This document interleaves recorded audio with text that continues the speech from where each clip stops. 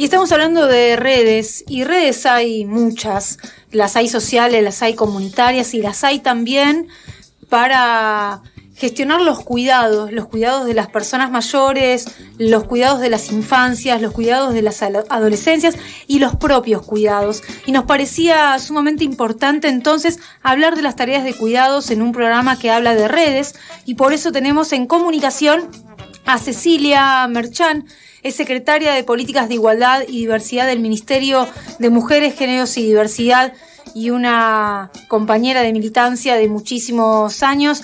Muy buenas noches, Cecilia, ¿cómo estás? Hola, buenas noches, qué gusto estar con ustedes. Te agradecemos nosotros por estar un lunes a esta hora con todo el laburo que sabemos que tienen en el Ministerio, pero nos parecía, como decíamos en la introducción, que uno de los temas necesarios y fundamentales de la agenda pública, de la agenda social, de la agenda de los feminismos también, es el de las tareas de cuidado, y por eso lo teníamos que traer hoy a esta mesa en Radio Encastre.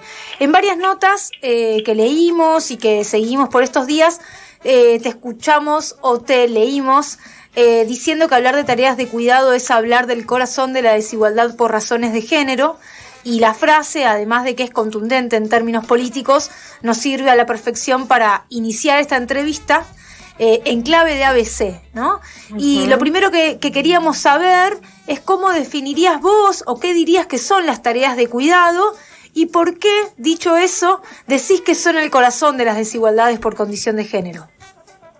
Bueno, qué bueno que tengamos en la agenda de este tiempo un tema del cual casi nunca hemos hablado. Uh-huh. Y creo que durante el último periodo, pero fundamentalmente este año, quedó muy claro que hay algunas actividades que son esenciales de la economía y otras, muchas que no, que se pudieron frenar durante todo un año. Todas esas actividades esenciales, que es el cuidado, es la sostenibilidad de la vida, el cuidado de niños y niñas, el cuidado de adultos mayores que requieren cuidado, de personas con discapacidad que requieren asistencia, el cuidado de la salud, el cuidado de la tierra, es lo único que no se pudo suspender. Uh-huh. Fue lo único absolutamente esencial. Y sin embargo, durante los tiempos corrientes, comunes, cuando se piensa en la vida económica, no se piensa en estas actividades, y se piensa solo en las actividades, vamos a ponerle muchas comillas, productivas, y en esto no solamente no se piensa, sino que son las tareas muy mal pagas, o son las tareas más precarizadas, o directamente no remuneradas, como es el trabajo que hacemos dentro de nuestras casas, ¿no? El trabajo que llamamos doméstico. Y creo que lo importante de mirar esto en este tiempo tiene que ver con que algo que es tan esencial, tan fundamental, ha recaído en las mujeres, como mujeres y LGBT, pero particularmente en las mujeres, uh-huh, de una manera muy fuerte y, como decíamos, muy mal paga, o no paga, no remunerada, precarizada. Y eso ha sido así durante siglos, ¿no? Hace siglos que nos han dicho que esta tarea nos corresponde a nosotras y que tenemos que encargarnos de todo esto. Por ejemplo, en la construcción, el 98% de las personas que trabajan son varones y solo el 2% son mujeres. ¿Alguien dice por qué tiene que ser así? Nadie. Y es totalmente lo inverso en el ámbito de las tareas de cuidado. Todas las tareas de cuidado están totalmente feminizadas. Casi el 80%, por ejemplo, de las personas que trabajan en salud son mujeres, y sin embargo, si comparamos los sueldos entre varones y mujeres de ese ámbito, proporcionalmente ganarían 100 pesos los varones y 78 pesos las mujeres por el mismo trabajo. Entonces, ¿cómo no vamos a hablar de desigualdad si estamos hablando de que un trabajo que es además una necesidad que tenemos todas las personas en algún momento de nuestra vida, que es un derecho, el derecho a ser cuidados y cuidadas, es un derecho que tenemos durante toda la vida, pero también es un trabajo y tenemos que reconocerlo como tal? Por lo tanto, no hay ninguna causa que diga que es un trabajo que no vale o que es un trabajo que hacemos solo por amor, como si los varones no tuvieran amor para dar, ¿no? Entonces creo que es ahí donde radican algunos estereotipos, algunas ideas que son erradas y que son construidas culturalmente y que tenemos que desarmar para desarmar la violencia, porque esa desigualdad es una injusticia social que realmente tenemos que empezar a reconocer y poner en el centro de la agenda política y pública. ¿Con qué elementos, Cecilia, tenemos o qué elementos tenemos que traer en la discusión para pensar las tareas de cuidado con perspectiva de género? Porque también es verdad que hasta acá, tal vez de una manera que no nos guste, de una manera que no queremos, se han pensado las tareas de cuidado, ¿no? Porque de hecho se ha hecho una ingeniería al punto tal de que está invisibilizado como un trabajo y también como un derecho. Por lo tanto, hay una estructura pensada para tareas de cuidado, pero es diametralmente opuesta a la que deseamos, al menos quienes vamos tomando conciencia de lo que esto implica, sea porque militamos los feminismos, sea porque somos madres, sea porque somos hijas, en el rol que sea, siendo mujeres sobre todo, construimos y alimentamos, a veces hasta con la sensación de que es nuestra tarea y si no lo hacemos tenemos culpa, ¿no? Funciona también esa maquinaria. Entonces, preguntarte cómo pensamos las tareas de cuidado con perspectiva de género. Bueno, creo que es importantísimo, primero reconocer que, como vos decís, en nuestro país ha habido muchas políticas que han reconocido la tarea de cuidado. Por ejemplo, las prórrogas para las jubilaciones de las amas de casa es una política que afectó positivamente a las mujeres que nunca habían podido aportar por trabajar en su casa. Totalmente. ¿No? Durante los gobiernos populares siempre tenemos políticas que van agregando en este sentido un montón de elementos. En esa dirección, la asignación universal por hijo, también, ¿no? Que significa el entender que ese niño necesita un dinero y que hay una persona, generalmente mujeres, que se están haciendo cargo de esos niños. Creo que, y así podemos enumerar un montón, pero pensarlo más profundamente con una perspectiva de género, para eso hace falta muchos elementos, como distintos niveles, vamos a decir. Por un lado, hace falta políticas públicas fuertes. Por eso nosotras tuvimos, desde el inicio de la creación del ministerio, además de que creamos una dirección, que es una dirección que aborda específicamente el tema de cuidados, creamos una mesa interministerial donde hay 14 organismos, ministerios y organismos. Algunos que toman las poblaciones que a veces requieren ser cuidadas, pero que también cuidan, porque si pensamos en PAMI, podemos decir ahí, si lo miramos de una perspectiva de género, ¿no? Ahí hay personas que requieren ser cuidadas, pero también hay un montón de mujeres que cuidan a sus nietos, por ejemplo, ¿no? Y que también tienen una sobrecarga de tareas y que también tenemos que ver desde la perspectiva del PAMI. O lo mismo podemos pensar en ANDIS, la Agencia de Discapacidad, donde hay un montón de personas que requieren cuidados porque tienen una discapacidad, pero también hay un montón de mujeres, madres, por ejemplo, que cuidan a sus hijos o que cuidan a otras personas. Entonces, en esa mesa interministerial, para que tengamos una idea, están estos organismos, pero también está educación, está salud, está economía, producción, obras públicas, porque hay que pensar unas obras públicas que también tenga en sus construcciones, piense en los centros de desarrollo infantil, piense en los lactarios, que construya en esa dirección. 14 organismos trabajando todo el tiempo en común y todo el tiempo mirando qué es lo que tienen que ver cada uno de su perspectiva. Por ejemplo, economía tiene que mirar fuertemente, no solamente revisar estos números de los que hablábamos anteriormente, sino que además también cómo salimos de una crisis económica teniendo en cuenta que este trabajo, si empieza a ser reconocido, ocupa muchísima mano de obra, ¿no? Muchísimas personas. Entonces, armar y pensar en esa dirección también nos parece que es fundamental. Entonces, por un lado eso.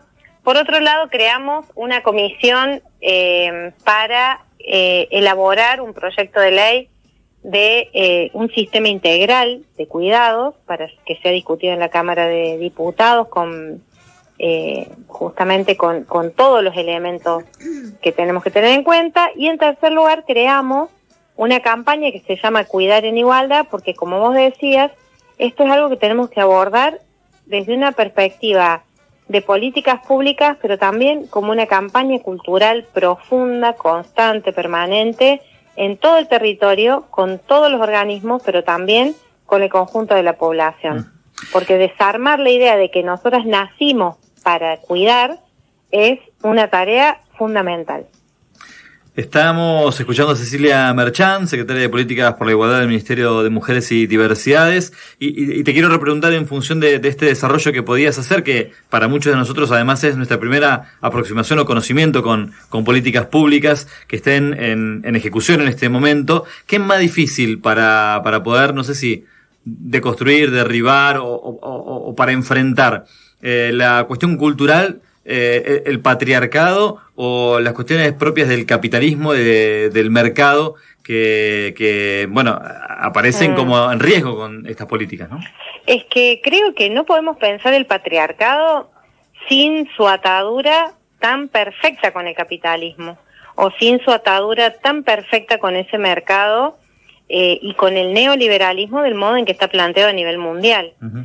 Pensar que, por ejemplo, si pensamos cuál es la lógica económica a nivel mundial, podemos pensar que lo que ha atravesado a todo el planeta en los últimos largos siglos ha sido la explotación de la tierra, la explotación de las personas, ¿no? Como el eje, como el centro de la vida económica. Creo que poner el centro, el eje de la política económica en la sostenibilidad de la vida es lo único que nos va a salvar, no solamente como humanidad, sino como planeta. Entonces hay muchos debates que quedan cruzados en esta línea, y en esta línea creo que el patriarcado es como el socio directo, es como si dijéramos la esclavitud en su momento, la esclavitud de las personas afrodescendientes que se vivió de manera como que fuera una parte de la productividad de un momento económico. Sí. ¿No? Eso había que desarmarlo, y hay que desarmarlo, y hasta el día de hoy seguimos desarmando el racismo, pero se basa sobre el racismo todo un sistema económico. Bueno, sobre el capitalismo, sobre el machismo y sobre el patriarcado se basa todo un sistema económico, porque si nosotros no tuviéramos ese trabajo invisible o ese trabajo no remunerado o mal remunerado, no podría funcionar todo el esquema de este sistema capitalista o este sistema neoliberal. Por lo tanto, para pensar una estructura que vaya transformándose en función de las posibilidades que tenemos como humanidad, es muy importante que hagamos este aporte y que hagamos que pongamos en discusión estos elementos. Y los trabajos de cuidado son trabajos que tienen que empezar a ser vistos desde otra lógica, también desde una perspectiva económica sostenible, ¿no? Porque hoy nos dimos cuenta en este año que lo único que había que sostener eran los cuidados. Hablabas recién, Cecilia, del proyecto de ley de cuidados, y había dos preguntas que de alguna manera confluían en esta idea del proyecto, y en lugar de hacerlas por separado para economizar, vamos a hacerla en conjunto. Una que vinculaba a la idea de las tareas de cuidado con la ruptura de las relaciones de dependencia en materia laboral, porque es verdad que hoy esa relación de dependencia en algunos casos garantiza algunas ayudas para sostener, por ejemplo, el cuidado de las niñas mientras las madres y los padres trabajamos y reproducimos la vida, ¿no? Entonces, ¿cómo se piensa una ley de cuidados en un contexto que no solamente acontece en Argentina, sino en el mundo y en América Latina con su proceso de desigualdades más aún?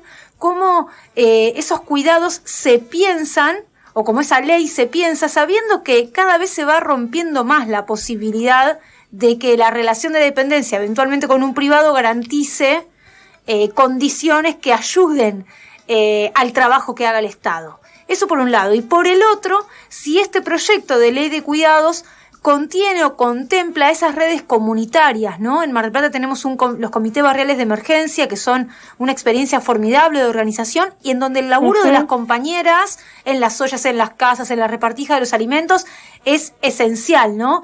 Y también eso trajo la discusión de los cuidados a la red comunitaria, que hasta ahora tampoco estaba tan en debate. Así que preguntarte por esas dos cosas. Bueno, en primer lugar, cuando hay dos personas que tienen que... No entendí perfectamente la primera pregunta, pero entiendo que si hay dos personas que tienen que trabajar y tienen hijos, necesitan a una tercera persona que cuide a esos hijos, esas hijas. Para ese trabajo de esa tercera persona está muy precarizado en general.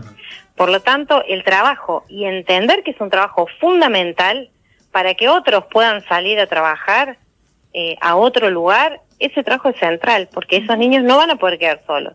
De hecho, hoy cuando esas mujeres, digo mujeres porque la gran mayoría de las cuidadoras de niños y niñas son mujeres en los ámbitos domésticos, por supuesto que en este tiempo donde no hubo esas condiciones, porque no podían ir estas mujeres a cuidar en el primer tiempo y no había escolaridad, el trabajo, la sobrecarga de trabajo es extrema.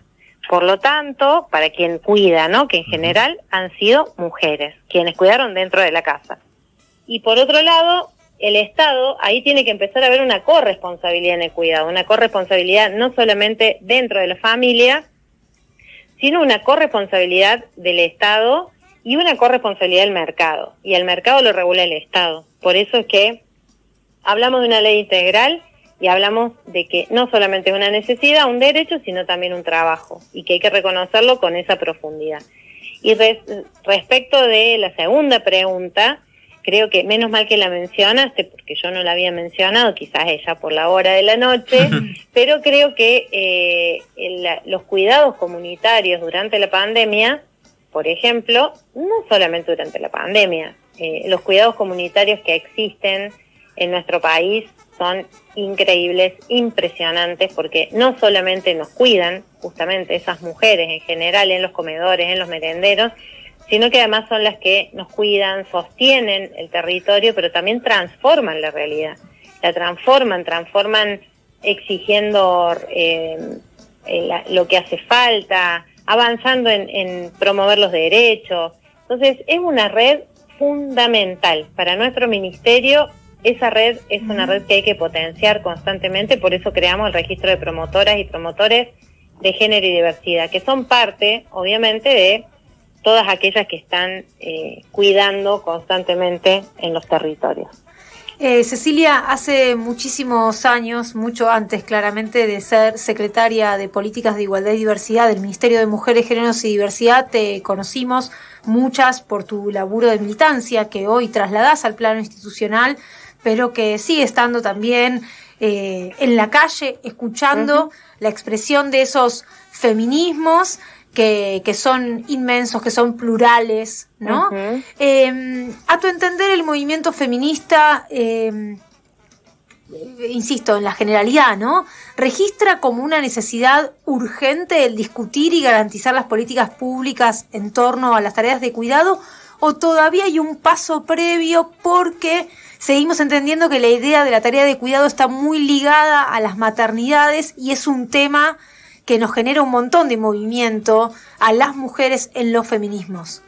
Mira, para mí es impactante lo que ha avanzado nuestro movimiento de mujeres, feminismos, nuestro movimiento LGBT. Yo me siento re orgullosa de ser parte, hoy en una función pública, pero como vos decís, siempre siendo parte de donde me toca, de ese movimiento tan rico, tan plural, tan diverso, que además va profundizando las demandas.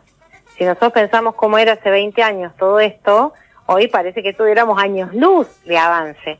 Yo leía todas las reivindicaciones del 8 de marzo, y una muy importante era la necesidad de la creación de un sistema integral en materia de trabajos de cuidados, que me sentí tan feliz de ver eso, porque esa fue uno de los ejes que me parecieron muy importantes, y el otro, la necesidad de una reforma judicial, de una reforma feminista del Poder Judicial, que me pareció impecable, que fuera hacia ese lugar, que no eran puntos de reclamos antes.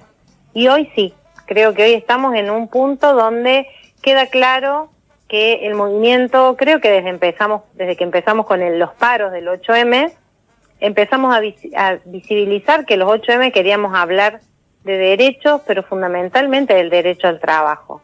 Y el derecho al trabajo se manifiesta en esto que estábamos hablando, que tiene que ver con la invisibilidad de nuestras tareas y también con la necesidad de cerrar las brechas que existen a nivel laboral. Tanto porque tenemos un techo de cristal como para ascender, ¿no? Hablamos de ese techo de cristal, de que cuando entramos a laburar a algún lado nos cuesta un montón ascender en los trabajos, y eso también muchas veces está relacionado a los cuidados, porque quedamos atadas a cuidados de nuestros padres, de nuestros niños y niñas, quedamos atados a otras tareas, ¿no? Quedamos atadas a algo que nos cuesta poder ascender. Pero también hablamos de un piso pegajoso, ¿no? Que nos cuesta salir, nos cuesta despegar. Y ese que nos cuesta despegar también es algo que queremos poner en discusión. Creo que hoy nuestro movimiento de mujeres, de los feminismos, ha logrado que despeguemos en un montón de cosas, que nos falta un montón, que seamos conscientes de todo lo que nos falta, pero también hemos logrado tener un ministerio, hemos logrado tener leyes, hemos logrado legalizar el aborto, así que creo que vamos a lograr muchísimas cosas más. Sí, sin duda. Y en muchos casos hemos logrado salir de las casas, algo tan básico, ¿no? Y encontrarnos con otras. Cecilia Merchant, muchísimas gracias por dialogar este lunes con Radio Encaster, y gracias por quedarte y gracias por compartir también.